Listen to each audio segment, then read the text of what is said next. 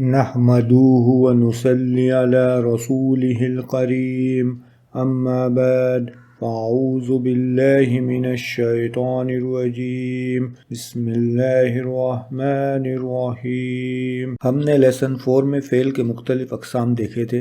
آج ہم حرف کے اعتبار سے جو 3 مین تقسیم ہے اس میں سے المعطل کو سیکھیں گے۔ المعطل میں بھی 3 تقسیم ہے۔ اگر پہلا حرف علا ہو تو اسے معطل فائی کہتے ہیں۔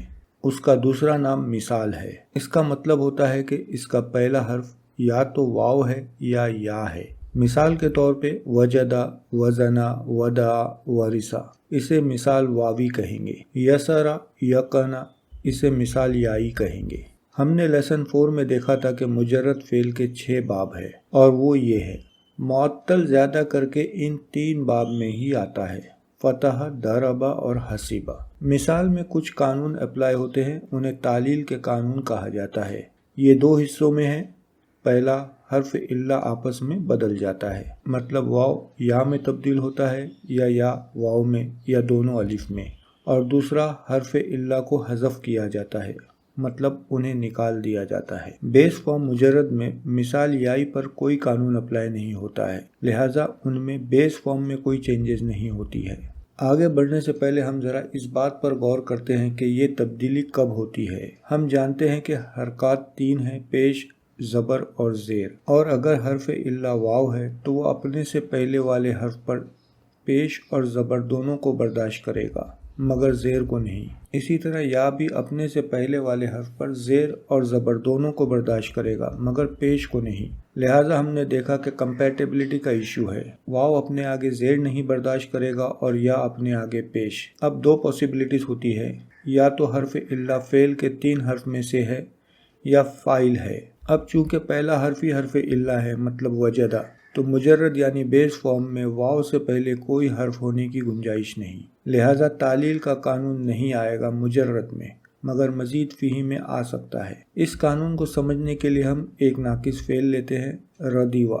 اس کا واو یا میں تبدیل ہو جائے گا کیونکہ اس سے پہلے والے حرف پر زیر ہے۔ تو قانون یہ ہے کہ اگر حرف علا فعل کا حرف ہے تو وہ تبدیل ہو جاتا ہے، اور اگر فاعل ہے تو اس سے پہلے والے حرف پہ کی حرکت کو بدل دیتا ہے، جیسے نسیو سے نسو ہو جائے گا، مگر دونوں اپنے آگے زبر کو برداشت کریں گے۔ اس طرح ہم نے دیکھا کہ تبدیل کرنے والے قانون نہیں آئیں گے بیس فارم میں، حذف والے قانون آئیں گے اور وہ بھی صرف واوی پر ہوں گے، یائی پر نہیں۔ مثال کے لیے ہم وَعَزَ یَوْعِزُ لیتے ہیں، یہ باب ضربہ پہ آتا ہے اور یہ اس کی پوری گردان ہے۔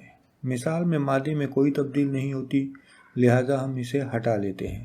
مضارع میں حرف علا کو حذف کیا جاتا ہے، مطلب اسے نکال دیا جاتا ہے، یَوْعِزُ سے یَعِزُ ہو جائے گا اور ساری گردان ایسے ہی تبدیل ہو جائے گی، مطلب اس میں فعل کے 2 ہی حرف بچیں گے۔ اب ہم اسے 3 حصوں میں تقسیم کرتے ہیں۔ پہلے حصے میں 5 صیغے ہیں جن میں علامت مرفوع پیش ہے، دوسرے میں 7 صیغے ہیں، اس میں علامت مرفوع ثبوتی نون ہے، اور تیسرے میں 2 صیغے ہیں اور یہ مبنی ہے۔ پہلے حصے میں اگر فعل کو منصوب کرنا ہے تو پیش نکال کے زبر لگا دیا جائے گا، دوسرے حصے میں سے نون نکال دیا جائے گا اور واو کے آگے الف لایا جائے گا۔ تیسرا حصہ مبنی ہے، لہٰذا کوئی تبدیلی نہیں ہوگی۔ اگر مجزوم کرنا ہے تو زبر ہٹا کے سکون لایا جائے گا پہلے حصے میں، اور دوسرے حصے میں منصوب اور مجزوم ایک ہی جیسا ہوتا ہے، لہٰذا کوئی تبدیلی نہیں۔ تیسرا حصہ تو ہے ہی مبنی، لہٰذا کوئی تبدیلی نہیں۔ اب ہم اس کا امر بناتے ہیں۔ مخاطب کے 6 صیغے لیتے ہیں۔ چونکہ ہم فعل کو آلریڈی مجزوم کر چکے ہیں، لہٰذا اب صرف علامت مضارع کو ہٹا دیتے ہیں۔ چونکہ پہلے حرف پر حرکت ہے، لہٰذا اسے پڑھا جا سکتا ہے، اس لیے حمزۃ الوصل کی ضرورت نہیں۔ اسی طرح باقی تمام صیغوں میں سے بھی علامت مضارع ہٹا دیتے ہیں اور فعل امر تیار ہے۔ اسی طرح ہم ایک اور فعل لیتے ہیں، وجد یوجد۔ ہم جانتے ہیں ماضی میں کوئی تبدیلی نہیں اور مضارع میں حرف علا گر جائے گا، یوجد سے یجد ہو جائے گا اور یہ اس کی گردان ہے۔ ہم اسے 3 حصوں میں تقسیم کرتے ہیں۔ اگر حرف لن آ جائے تو فعل منصوب ہوگا، لہٰذا پہلے حصے میں سے پیش ہٹ کے زبر آئے گا، یہ پہلے حصے کے 5 صیغوں میں ہوگا، اور دوسرے حصے میں سے نون نکل جائے گا اور واو کے آگے الف آئے گا، اور تیسرا حصہ مبنی ہے، اور اگر لم آ جائے تو پہلے حصے میں زبر کی جگہ سکون آئے گا اور دوسرے حصے میں کوئی تبدیلی نہیں ہوگی کیونکہ منصوب اور مجزوم ایک ہی جیسے ہوتا ہے، اور تیسرا حصہ مبنی ہے۔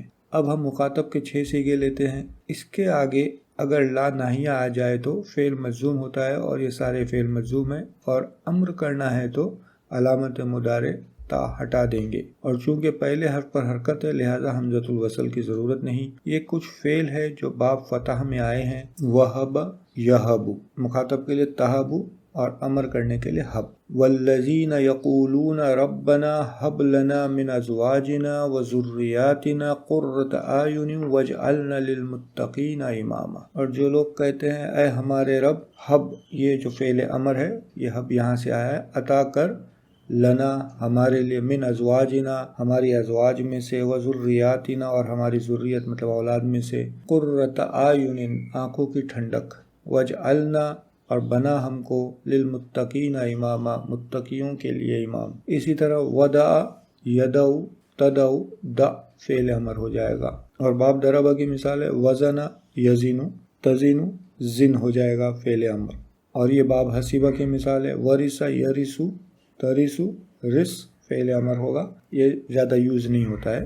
معطل فعل کا مزید فیہ میں کوئی زیادہ چینج نہیں ہوتا ہے، فارمیٹ میں کچھ چینج ہے، اس پہ ہم غور کرتے ہیں۔ ہم نے لیسن 25 میں دیکھا ہے کہ اگر تا سے پہلے واو یا یا ہو تو وہ تا میں تبدیل ہو جاتا ہے۔ اسے سمجھنے کے لیے ہم ایک فعل لیتے ہیں وحد، اسے فارم 8 میں لے جانے کے لیے 2 حرف اضافی لائے جاتے ہیں، حمزہ اور تا۔ تا پہلے حرف کے بعد اور حمزہ پہلے حرف سے پہلے، پہلے حرف پر سکون ہوتا ہے اور تا پر زبر، حمزہ پر زیر۔ اس باب کا رول ہے جسے ہم لیسن 25 میں دیکھ چکے ہیں کہ اگر پہلا حرف واو یا یا ہو تو وہ تا میں تبدیل ہو جاتا ہے، لہٰذا واو تا میں تبدیل ہو جائے گا۔ اس طرح ہو جائے گا اتحد، یتحد، اتحد، اتحاد، متحد۔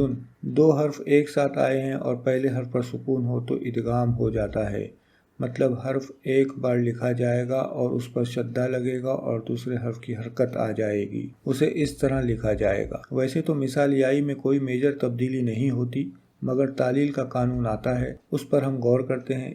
اس کے لیے ہم فارم 4 میں چلتے ہیں۔ مجرد میں مادہ ہے یا قانا، اسے فارم 4 یعنی افعل یفعل میں لے جاتے ہیں تو بنے گا ایقنا یوقن۔ اب چونکہ یا اپنے آگے پیش برداشت نہیں کرتا لہٰذا وہ تبدیل ہو جائے گا واو میں، اور اس طرح یوقن لکھا جائے گا۔ یہ کچھ مادے ہیں جسے پریکٹس کے لیے لکھ رہا ہوں۔ باب فتح کے یہ مادے ہیں اور باب ضربہ کے یہ ہیں۔ یہ ہے معطل فائی یعنی مثال فعل کے قانون۔ اگلے لیسن میں انشاءاللہ ہم محموس کو سمجھیں گے۔ وآخر دعوانا عن الحمد للہ رب العالمین۔